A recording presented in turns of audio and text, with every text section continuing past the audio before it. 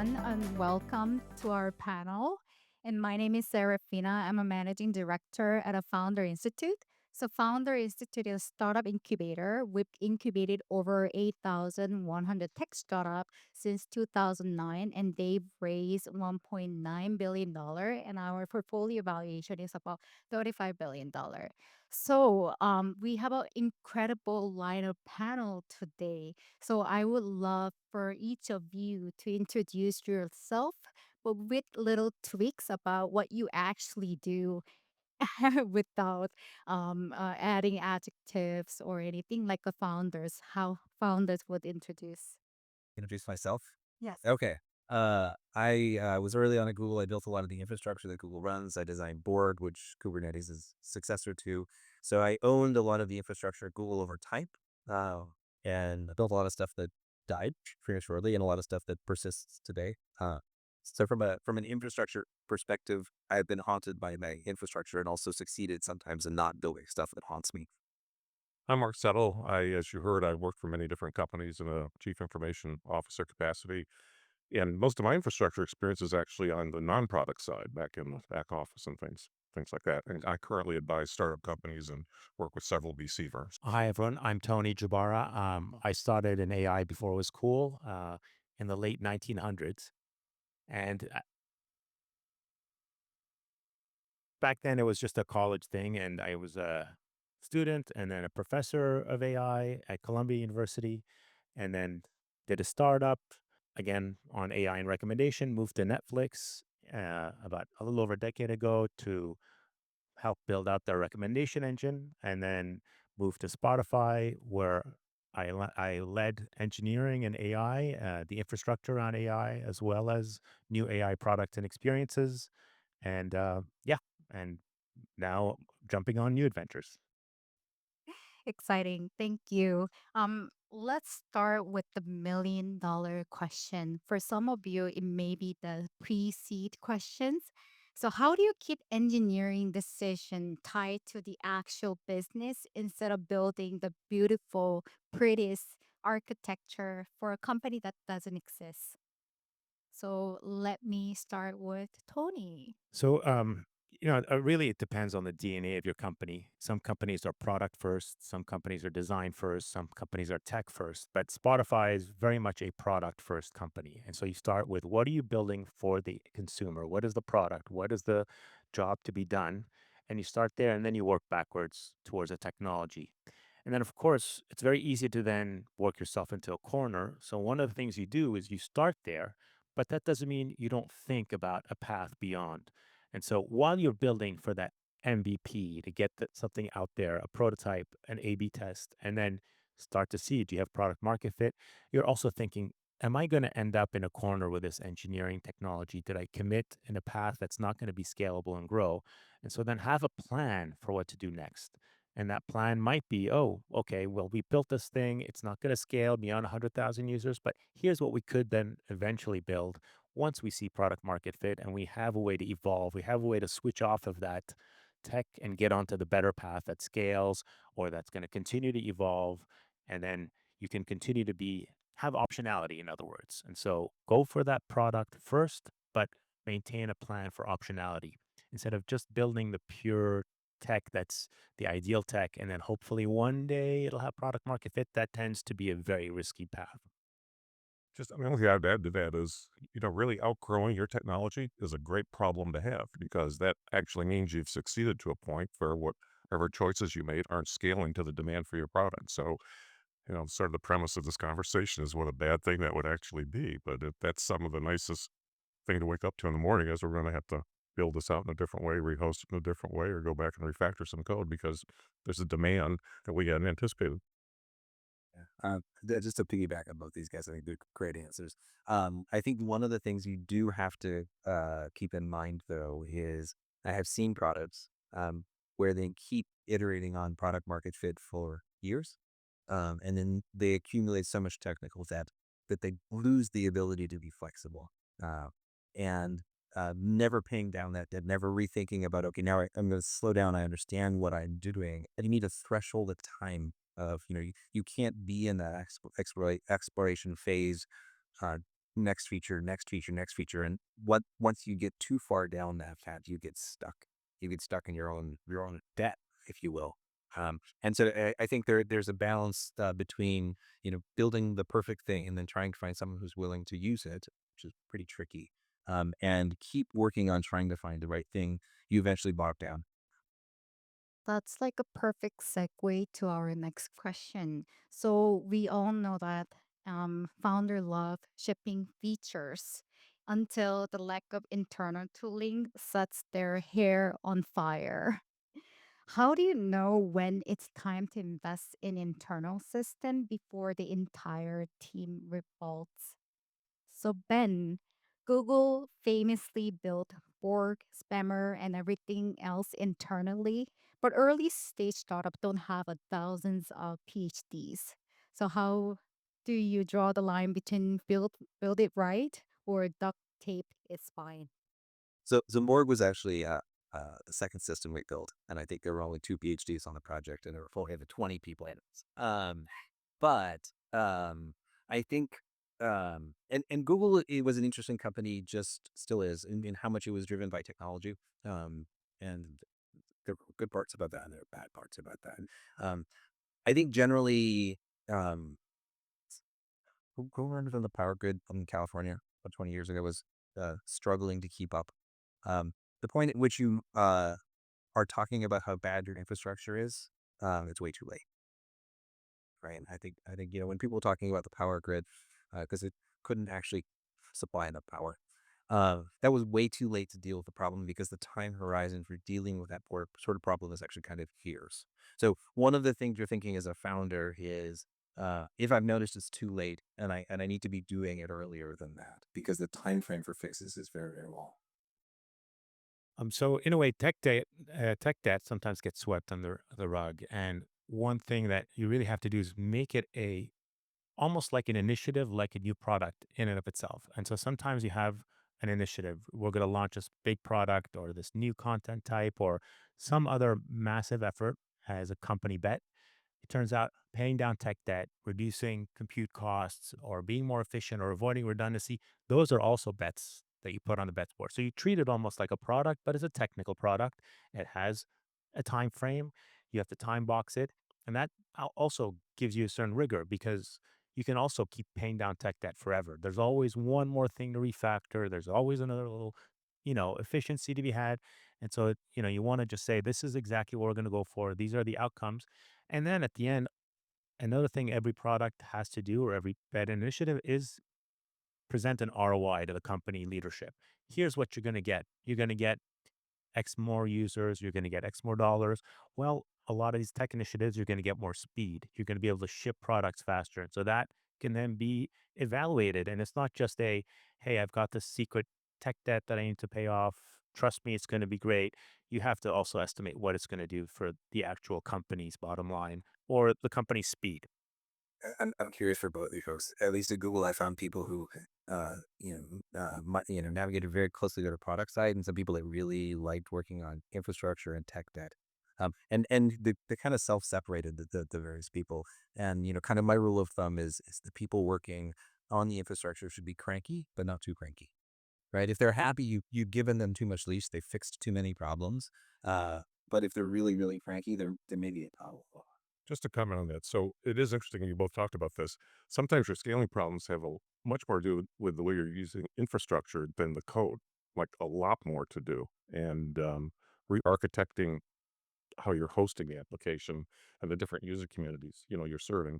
And I think one of the tricks there, this is probably a little bit beyond the stage of a lot of people in the audience, but to find ways of actually getting your customers to pay for certain perks or tips or tricks that you can add to it, that this particular configuration is built for, highly regulated industry type of things. We've got HIPAA and whatever compliance so here, and we don't have in other places. And so a lot of times companies think, well, we're going to have to get this all sorted out on our own nickel.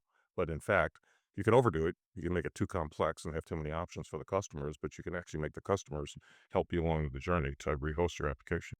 So moving on to road mapping questions. So road mapping is where ambition meets the cold reality of product. So we know that PM wants features, engineering wants stability, customer wants magic. How do you balance the roadmap when everything feels so critical? So, Mark, you said resource allocation is real strategy in one of the best-selling book that you published. What is your guidance for founder who feels like they're always choosing which buyer to turn it off? That is a problem. One of the big problems you have as a startup is you actually you sell to some big companies and they scream at you exactly what they want you to do with the product. And it's really hard to tell a large paying customer that no, they can't have this, even if your own kind of product vision is quite different. Um, so I don't have a good answer for that. I think that's always kind of a compromise that you have to make along the way. I would comment though, it is interesting. I'm surprised this wasn't brought up in an earlier panel. Um, Product roadmaps have become a huge sales differentiator. I mean, we talk so much in forums like this about MVP. Can you bring this in and show me exactly it's going to do XYZ that you told me it was going to do? And sure, you've got to be able to sell on some, capability that people find useful. But even more importantly, these days, you've got to say, a year from now, this is going to be 3 times better. This is the roadmap that we're going to go down. And a lot of times customers can be more forgiving about the fact, well, we didn't get quite, all the way there, or whatever. But I don't want to monopolize this conversation here. The tough thing as a startup, if you only pitch what you can do today, people say, where's the vision? If you only pitch the vision, they say like, well, what can you do for me today? And you've got to find that sweet spot in the middle and convince them that you can do something useful today. And if they just hang on 12 months from now, it's going to be so much better for them. I think you need also some, to your point, some clarity who your customer is, right? Um, you're not going to sell to 100% of the people, right? Right. And not even 100 people in the 100% of the people in the space that you're trying to build a product in. And I think part of your product vision helps you figure out, I will say yes to this request because this is something that I can sell to other customers or fits with what I'm doing more broadly. And no, I'm not going to do this because this is not something that I think I could sell to anybody else. And even if my top customer says, "Oh, I'm going to scream and leave," if you want them to be your only customer, okay. But otherwise, you need to be able to say no. Another thing about the roadmap is it's always moving and changing. And, what a roadmap is a snapshot right now for what the next 6 months, 12 months will look like, or even less shorter horizon, but it's just right now. And so keep it as a best effort type thing and not we're going to religiously follow this roadmap. And the other thing is it also is helpful to have all the teams. You might start with a roadmap for an initiative at the very high level, designed by product managers, and here's a vision and here's a very nice story. But then have the teams that have to execute, the design team, the engineering team, different squads, different other products that have to support it, write a version of their own roadmap for their people. Because not everybody can read and understand the roadmap. Sometimes that individual engineer just looks at this roadmap and, to your point, Mark, it's just very high level, wishy washy, dreamy thing, and they don't know what to do about it. And so if you say, well, you know what, your manager or your manager's manager has to take that product roadmap and articulate it in words that mean something to your product area group or your squad or your individual engineer, then they can articulate that and make that connection. It can't be necessarily always the first PM or the CEO or the CPO who has to articulate it for everybody. But this idea of kind of turtling up and down the product roadmap, I think that's super valuable because it otherwise just looks kind of completely non-digestible to some people in the company. The founder has a lot of dilemma, especially when it comes to building fast under this AI revolution. So, what are your thoughts on move fast and break things versus move fast and break your infrastructure permanently? I think move fast and break things because you can fix things if you break them. I don't believe in breaking permanently. So that's perhaps me being too optimistic, but it's better to move fast than to just say, oh, here's the actual stuff we have, and let's just slowly try to steer this giant ship. Right now, we've got people vibe coding a product and then quickly building a prototype that can only scale to 100,000 users, but it's enough to get a proof point to then say, oh, this is actually catching on. We ran an A/B test that barely worked. It was just falling apart, but we finally saw some product market fit. Now we need to have a big initiative, lots of resources, get, UX teams on board, get all sorts of platform teams on board, and then suddenly you can scale it to, 700 million MAU.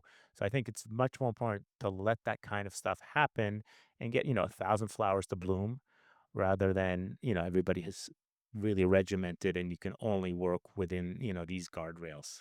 But Tony, you work at a consumer tech startup. But if Spotify product were to be broken for even a week, there will be millions of customers complaining about that. So how do you manage the expectation? It was broken my first week on the job. So had a bunch of people on call and fixed it over the next 48 hours basically. But yeah, you start to develop a rigor around fixing things and you know, you don't launch stuff at scale. You again do tests, you do canaries, you do dark loading, you do all these kind of versions of slowly rolling out something before you can actually have it in front of real human eyeballs. And then you can say, okay, if I actually show this to you, it's not going to take down another system or break the app or the payload. Uh, Um, I agree with you completely, Tony. And um, I've seen probably 3 or 4 different products at Google launch, um, where and one was a payments processing system, and it was so poorly implemented that if it had actually had picked up the traction and the users that it needed, it would have failed because it took them like 2 seconds to process a transaction, and that's not in parallel, that's in serial. It was incredibly slow. And so if they had managed to get customers, it was a bad product from a product market fit perspective also. But the underlying infrastructure, if they won, they would have lost. And so you do, as you're thinking about, building fast and breaking something, like you need to be positioned to be ready to deal with when. And if you're not, you can have a great idea, get to market first, and then fail because you have to spend 2 months, 3 months being able to deal with just staying up, dealing with your users, dealing with the load of requests. Um, all of you work at a very big companies, and the startup's dilemma is very limited resource. And I know that even within big tech, you do make a decision of whether to buy or build in house. And how should startup make a decision upon that? I could say even if you are a very well resourced company, resourcing is always going to be an exercise you have to do, prioritization.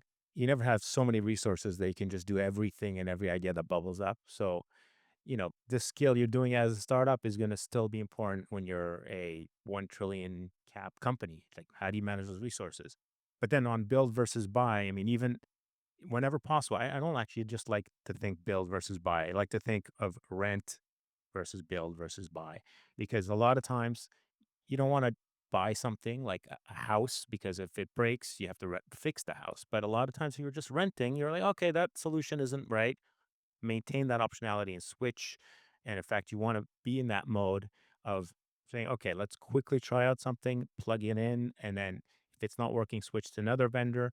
And then once you really see the value, and then you can say, oh, I need better cost, better latency and performance, then you can say, no, let me build something. And then if you've maintained that idea of you're going to switch off this tech solution to another one, you set things up so that you have that optionality. So one thing you know, y- at Spotify is switching around across AI models is very seamless because we built a router. And so then every product that uses AI models, we can divert its traffic and use a different AI model that's better and A/B test it behind the scenes so that the creators of the product, that squad, is no longer even knowing what AI models are powering it. So building that kind of at this kind of backend layer routing versus just you're locked in to something you bought or you're renting. I think it's important to have that optionality. Tony, it sounds like you slowed down and built the right infrastructure so that you can flexibility for the future there. I mean, it's so Right? Because it's probably quicker to just integrate with one model, yeah. but to build the router so that you're like, I'm not tied to a single vendor, single model, I have that flexibility. It probably took longer, Huh, probably cost more. I don't think you regret the decision. Now, yes, but we don't regret it now. But when you're still building it and everyone's telling you why are you getting in my way, I want to just get this AI thing out immediately. You get a lot of grumpy squads that just want to ship it yesterday. You don't want to slow them down, but you do need some kind of you want to manage this massive sprawl, this AI sprawl that could take over a company, and you don't know what tools you're using, if they're in compliance, all sorts of stuff like that. Um, there's a company called Open Router, which you can use to switch your AI models, but that kind of was the inspiration. So seeing the consumer version of that. For the audience here, I think you just have to ask yourself, how core is this to what we want to offer our customers in the future? And at the very early stages, you've got some hotshot technical person that comes in the morning and says, I was thinking about this last night. We could actually not use that tool. I could go off and build this thing or whatever. And everybody says, that would be so cool if we just went and did that. And at that stage of the company, it's completely irrelevant to the success or failure of the company. It's just a very cool technical thing to go do. But people are swayed by sentiment, and their coworkers, and it's like a Don Quixote kind of thing. So I know we're almost out of time, so this will be my last question to all of you. So there are a lot of founders in the room. So if there is one piece of advice you want every founder here to remember so that they don't end up rewriting their entire backend at Series A, what is it? I'll start. So I'm actually, intrigued by what Kevin talked about. Um, the sophistication of the AI models as they've evolved over time. And you made this point, you kind of wake up a lot of times and you realize we really need to go back and like refactor, redo this whole thing is out there. And of course, everybody's seen some of the newest startups that have AI based refactoring capabilities that basically go all the way to square zero, all the way back to the design documents where we put this thing together and can find ways to either through very surgical, tactical changes, improve performance, do something like that, or move it over to a whole different kind of a coding base. And so I think, a lot of us have grown up in a different kind of world that the future may be. So if you make a bad bet, it may be easier to back out of the bad bet in the future than it's been in the past. And when you talked about we've got to trade off this project, the tech thing versus what the customer wants, that may not be as big of a mountain to climb as it used to be. You for Ben. Sure. So I think a whole with your question. I think you may need to rewrite big chunks of what you do. But I do think if you think about how you design your system, you can only need to change the bits that you do need to change rather than everything. And so some software engineering design is you're going into the product of understanding the pieces of work, understanding how they interface with each other. So you're like, well, that one was a really bad idea. And I just need to stop doing that. But that doesn't mean that all our list needs to change entirely. And so I don't think it's too early in your, if I don't, other than like throwing together a prototype, I don't think it's too early ever to think about software engineering from a design principles perspective, separable pieces, interfaces between them. Don't overdo it, but don't not do it at all. Perfect. Now, so sorry, Tony. one more quick addendum because what Ben made me think is also make sure you know what race you're in. And as a startup, you don't want to race on all fronts because you can't win all the races. You can't win the best infra race. You can't win the best AI model race. You can't win. So focus on what race are you trying to win? Is this product? Is this tech? This capability? And execute on that. And then say what else can I maintain optionality for or use a vendor for as much as possible because you know, chances are every startup can only win one kind of race. That's a great way to open up a questions to our audience. Okay. I have one question. One time for one question. Hi guys, thanks so much for speaking. I have a question directed at Mark. Mark, you talked about the roadmap. So basically, like having something built today, and then also the vision. So you said, okay, be in the middle to where, hey, I have this built, and then trust me, stay with me for customer, and this is what we're gonna work on. I'd expect that the answer. I want to kind of ask how you'd have a comeback per se for if they say, okay, great, like come to me when you've reached that vision, because objectively the vision is the best version of it. So they'd be like, yeah, just come back when you have that. So how would you kind of, you know, come back to that, or what would your comeback be to gain traction from that I perspective? understand. I understand. I mean, what I did say was you got to strike that balance between providing something of value today and then the roadmap. And when I talked about the roadmap, don't think of that so much in technical terms. Think of that in terms of displaying your profound understanding of the problem you're solving. And when you come out of that first call with the design partner, they should walk away convinced that you have deeper knowledge and understanding of the problem than they could have ever come up on their own. And so, with your creativity and the demonstration that you've got something working today, that they're willing to bet on you and kind of take you along. Yeah. And yeah, and the roadmap shouldn't be like it should be visionary. It doesn't have to be like, specs, like this is what it's going to do. Big round of applause for our spotlight speakers. Thank you so much.